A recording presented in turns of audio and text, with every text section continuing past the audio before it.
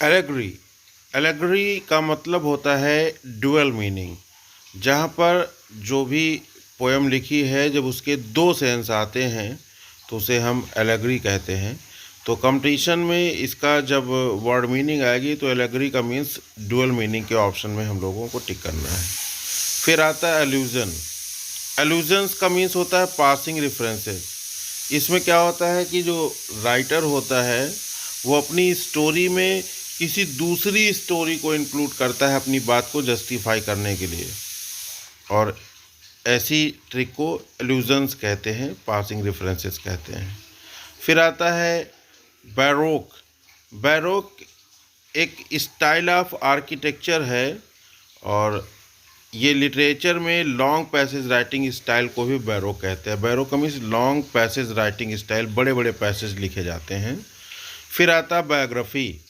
Biography आप सब जानते हैं कि बायोग्राफी का मतलब जीवनी होता है, और ये बायोग्राफी टर्म जो है ये जॉन ड्राइडन ने दिया था। ये बहुत ही इंपॉर्टेंट क्वेश्चन है, अक्सर पूछा जाता है। और सबसे अच्छे बायोग्राफर जो हैं वो सैमुअल जॉनसन माने जाते हैं। तो बायोग्राफी का टर्म जॉन ड्राइडन ने दिया था। अब लिव्स ऑफ पोएट्स, ये सैमुअल जॉनसन की एक बहुत बड़ी रचना है, क्योंकि सैमुअल जॉनसन को सबसे बड़ा बायोग्राफर माना जाता है। इसमें उन्होंने 52 पोएट्स की बायोग्राफीज़ को रखा है। फिर आता है कैनोटेशन और डेनोटेशन। कैनोटेशन का मतलब होता है लिटरेरी मीनिंग किसी भी वर्ड का। जो साहित्यिक मतलब होता है वो कैनोटेशन है, और जब किसी वर्ड का हम डिक्शनरी मीनिंग देखते हैं तो इट इज़ कॉल्ड डेनोटेशन। फिर आता है डेकोरम। डेकोरम का मतलब है कि एक गेटअप होता है एज पर द रूल। अब जैसे सपोज करिए कि आप टीचर हैं तो आपका टीचर का क्या गेटअप होना चाहिए, एक फॉर्मल ड्रेसेस होनी चाहिए। अब वहाँ पर आप जो है इनफॉर्मल वेज में नहीं जा सकते, ठीक है। तो ऐसे एक डिकोरम होता है लैंग्वेज का। फिर आता है यूफेमिज्म। यूफेमिज्म टर्म जो है ये जॉन लिली ने दिया था, और इनका फेमस वर्क है यूफिसिस या एनाटॉमी ऑफ विट्स। यूफिसिज्म में जॉन लिली बताते हैं कि हमें कठोर शब्दों के बजाय कोमल शब्दों का प्रयोग करना चाहिए, इसे यूफेमिज्म कहा गया है। फिर आता है पैरेबल और फेबल। पैरेबल एक मॉरल स्टोरी होती है, और फेबल भी एक मॉरल स्टोरी होती है।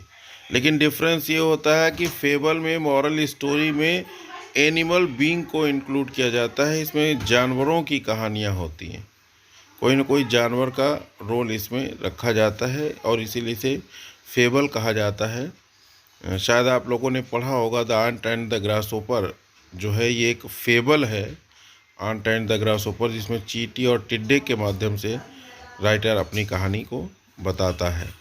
तो ये एक फेबल हो जाता है जिसमें एनिमल्स, इंसेक्ट्स आते हैं। फिर आता है रेक्टो और वर्सो।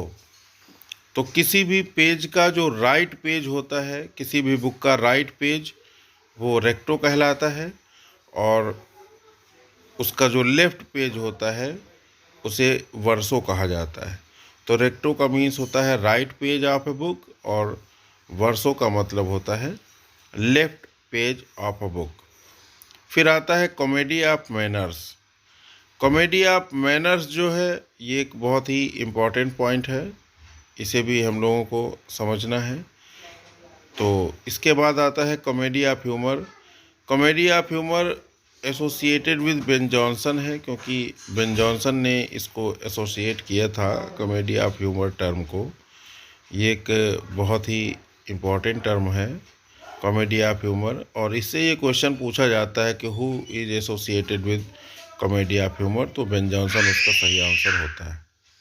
फिर आता है ब्लैंक वर्स। ब्लैंक वर्स वो फॉर्म होती है जिसमें कि कोई भी रैम नहीं होती लेकिन मीटर होता है, ठीक है।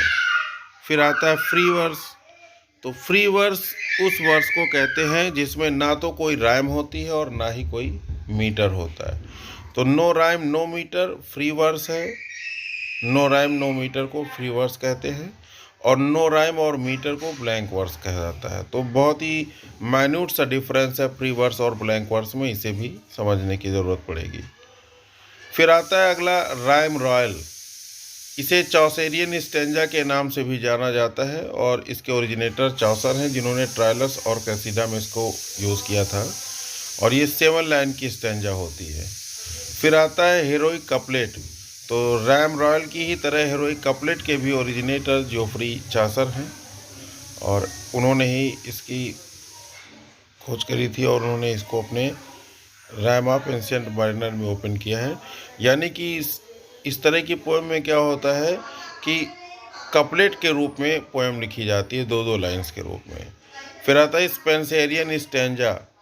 स्पेंसरियन स्टेंजा 9 लाइन्स की जो पोएम होती है, 9 लाइन के स्टेंजास को स्पेंसरियन स्टेंजा कहा जाता है, और इसे स्पेंसरियन ने जनरेट किया था, तो इसलिए इससे भी रिलेटेड क्वेश्चंस कई बार आते हैं।